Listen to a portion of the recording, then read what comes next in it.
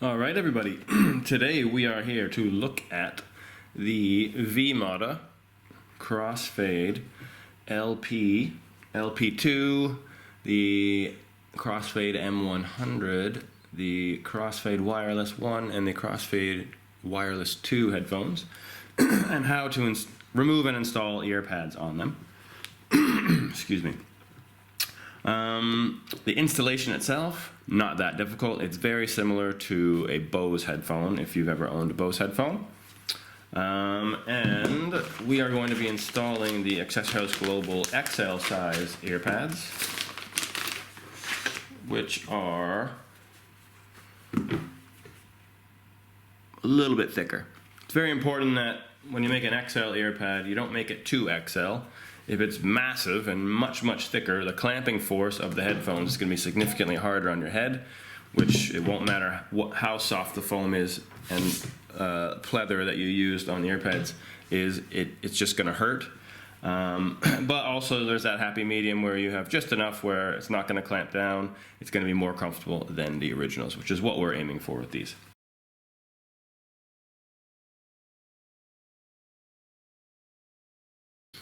Alright, we are going to start with removing the old ear pads, and these are attached very similar to a Bose headphone. So if you have owned Bose headphones before and replaced those ear pads, they have a bunch of little plastic teeth. In this case, these are metal teeth that go all the way around the inside of the headphone frame that the back plastic frame of the ear pad will slide under, and then it secures it to the headphone. Now, taking these off, there's a lot more clips. You can see there's, where are we at these clips? There's 3, 1, 2, and there's a third one right there, just on one side. You go on all these sides, you're looking at a total of 16 clips per ear pad. So they actually are secured on really well. You are going to have to pull a bit hard to get these off.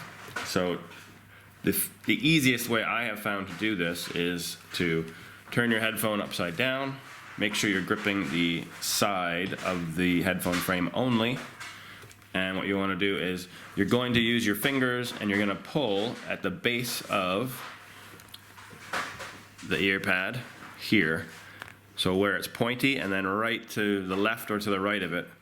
There's 2 clips in that position, and if you can get those off, the rest of the ear pad comes off pretty, you're going to need 2 fingers, not 1. Comes off pretty quick. There we go. Now when you're holding the sides, make sure you're holding on to the plastic or metal frame here like this. So you're not just holding this side and then this lifts up a bit. You want to hold on to this. Now onto the second ear pad. So, same thing here. I'm going to hold on to the top of the frame, and I'm going to focus on this bottom corner, and I'm going to pull. There we go. That was quite easy on the second one. First one a little bit harder, but these are definitely harder to pull off than a Bose ear pad, so you will need to have a little bit of force. As long as you hold on to the headphone, as I said, you know you're squeezing onto here and gripping that, you should be all right. Alright, installing your new AHG ear pads. Going into what we have here, you have your 2 ear pads and you have your installation tool. Now the installation tool, you can use it, you don't have to use it. I prefer to use my thumbnail when I do it, but if you don't want to break your nails or anything like that, this comes in very handy. So, put that there.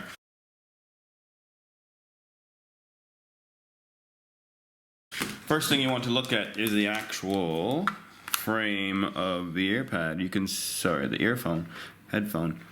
You can see all these little tabs around the side here. There's 16 of them, and those are the tabs that the ear pad plastic frame, this thing right here, it hangs over the edge here, you see. Those tabs are like my fingernail. They sit on top of that frame and they hold it in place in those 16 different places. So once it's in, it is secured very well. The next thing you want to notice is The ear pad itself, it has a stitch which will be on the bottom of the ear pad, and that means that end of the ear pad goes into the bottom when you try to install it. So there's the stitch, and it should fit on like that. If you try to fit it the other way, it won't fit. You'll get in everything except for like the last two clips or under the last two tabs, and then it will just be a nightmare. So stitch goes on the bottom. Thank you, doggy, for contributing to the video. And yeah, that's where we're gonna start. All right, so starting with the installation, I have my ear pad in the correct direction with the line stitching on the bottom facing down this way. I am going to try and insert the plastic frame at the very, very peak at the top and at the peak at the bottom onto the peak at the top and peak at the bottom of the ear pad, of the headphone. This will give you a semi-secure ear pad, and then while it is in that position, you can take your hands away from the ear pad and gives you a little bit more freedom. Obviously, when you start to go around and clip in the rest of it, you want to have your other hand securing it while you clip it in, otherwise it'll slide out. So we're going to take this frame, I'm going to slide it underneath the top, I'm going to go straight down to the bottom, and I'm going to take my thumb and I'm going to push down, and you can hear that snap. That tells me that the two top tabs have now had the plastic frame snapped underneath them, and you can see that it's not coming off, so it is secure enough to remove your hands.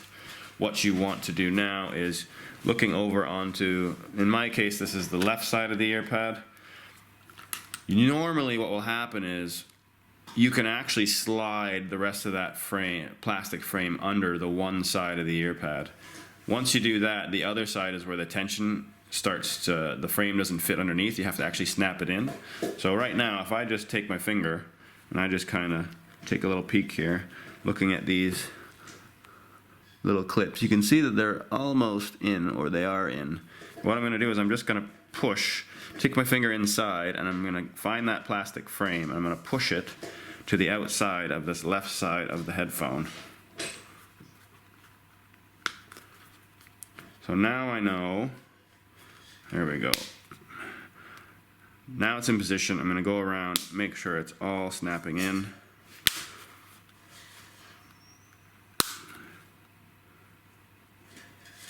Ooh, that's a tough one. Gonna use the blue stick for this one.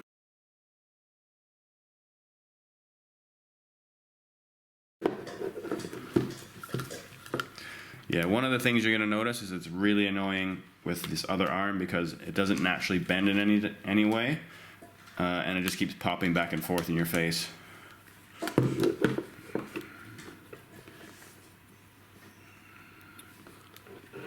So what I'm going to do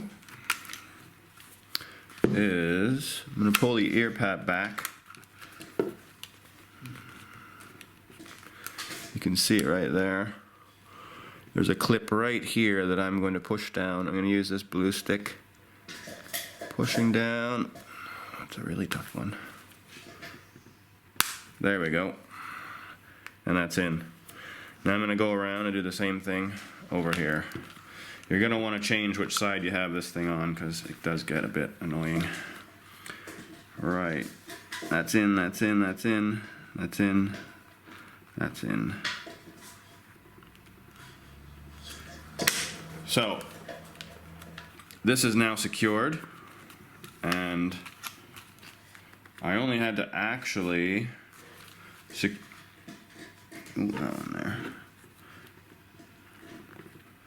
I only had to actually pop in about 6, maybe 8 different tabs.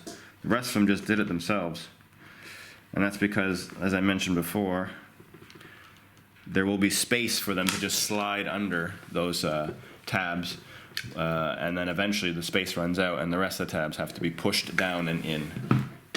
Right, second ear pad, same exact installation. We have the bottom stitch here.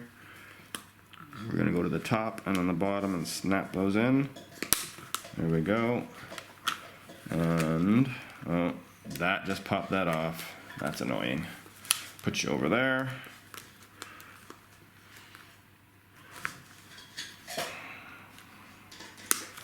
There we go. Let's go around here. In.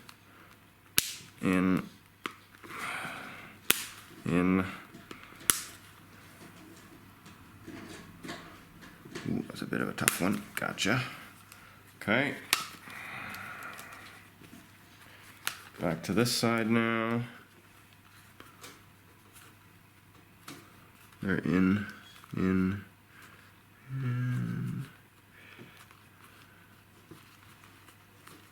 All right, they're all in.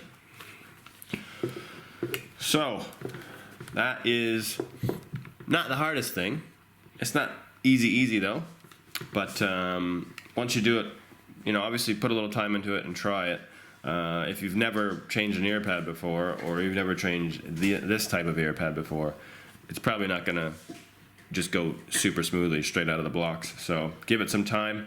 If you spend 5 minutes on each ear pad, that's nothing. Some people will spend much longer than that. So it shouldn't take you longer than 15 to 20 minutes to do the whole process though. If you do have any problems or you need any help, please make sure you do contact me. You can get me at accessoryhouse@btinternet.com. It is much better to ask me for a suggestion around how you could fix something that you're having trouble with, rather than just keep on trying to do it the same way and just getting frustrated.